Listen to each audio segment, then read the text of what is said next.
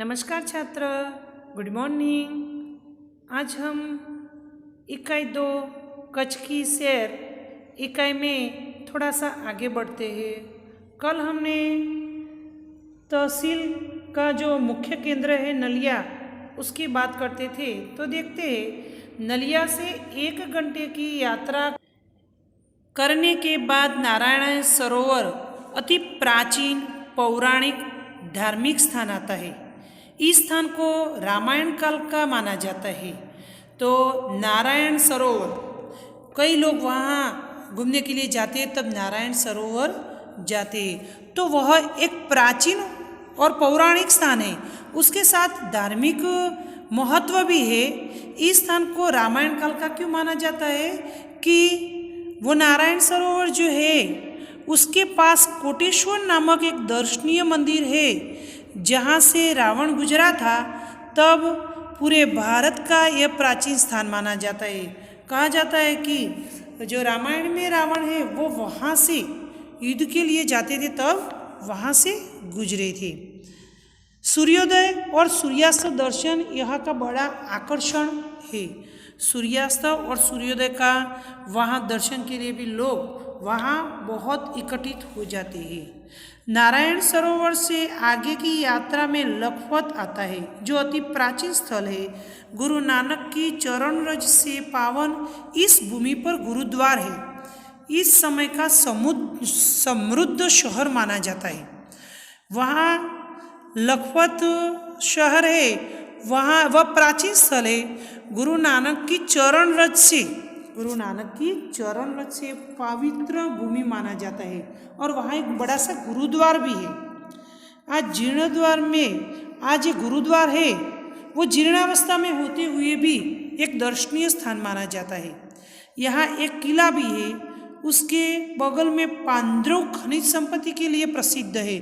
पांद्रव शहर का नाम भी आपने सुना होगा छात्र, तो वह भी खनिज संपत्ति के लिए प्रसिद्ध है, और साथ ही विद्युत निर्माण का भी यह केंद्र माना जाता है। आगे देखते हैं, लखपत से मध्य कच्छ की ओर बढ़ते हैं, तब एक हाजी पीर यानी कि मुसलमानों के लिए श्रद्धा का एक केंद्र आता है। यहाँ पीर की मजार है, यानी कि यहाँ मुसलमानों का एक पवित्र स्थान भी यहाँ है। रेगिस्तान की झोंकी यहाँ से होती है, यानी कि यहाँ से रेगिस्तान हमें दिखाई देता है। और कहते हैं कि रास्ते में माता का मढ़ नामक धार्मिक स्थान है। जब हम छात्र नारायण सरोवर से बीच वापस लौटते हैं, तब एक माता का मढ़ आता है, तो वह भी एक धार्मिक स्थान है, जहाँ नवरात्रि के पर्व पर लोग पद यात्रा करते करते भक्ति भाव से इस माता के मठ के दर्शन के लिए जाते हैं। और इससे आगे देखते हैं कि नखत्रणा प्राकृतिक नज़रों का केंद्र बनाए। नखत्रणा है, वहाँ हम तस्वीर में देखते प्राकृतिक सौंदर्य दिखाई देता है। इससे आगे हम देखते हैं कि लोग नखत्रणा से प्राकृतिक नज़रों का केंद्र देखने के बाद रास्ते में चौक्ष, पुरेश्वर मंदिर, वांडाय जैसे मनोहारी प्राचीन स्थान भी आते हैं। इससे आगे कच्छ का मुख्य केंद्र है भुज, तो वह आते ही उसके वैभव का हमें परिचय होता है।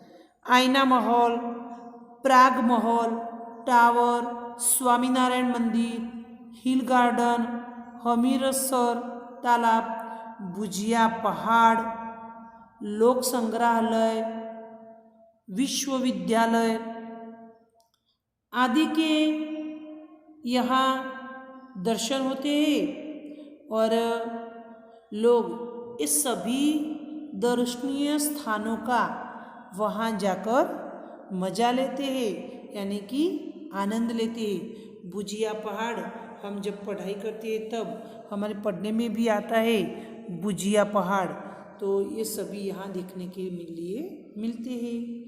2001 में भूचाल ने इसे खंडित किया, तो लोगों ने उसे नए स्वरूप में यानी कि नए स्वरूप में पुनः निर्माण करके और सुंदर शहर बना दिया है।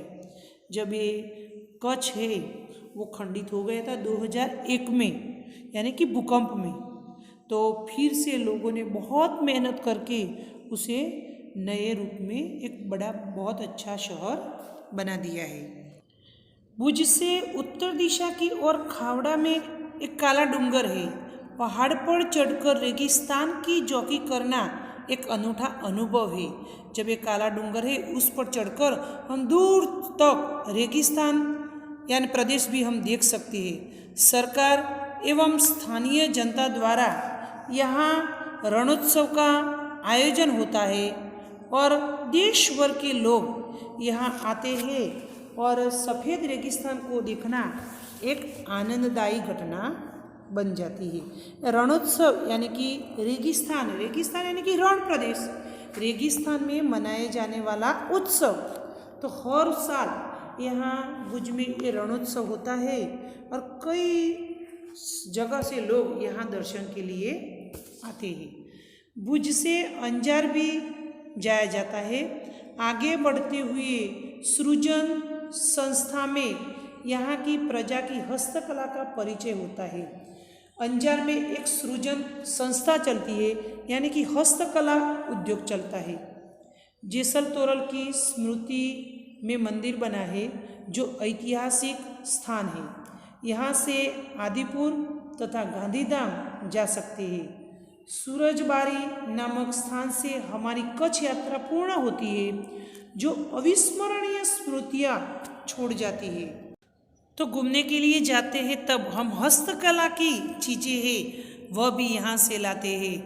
और गांधीधाम और आदिपुर में बड़े उद्योग है, वहाँ भी कई लोग को रोजी भी वहाँ मिली है।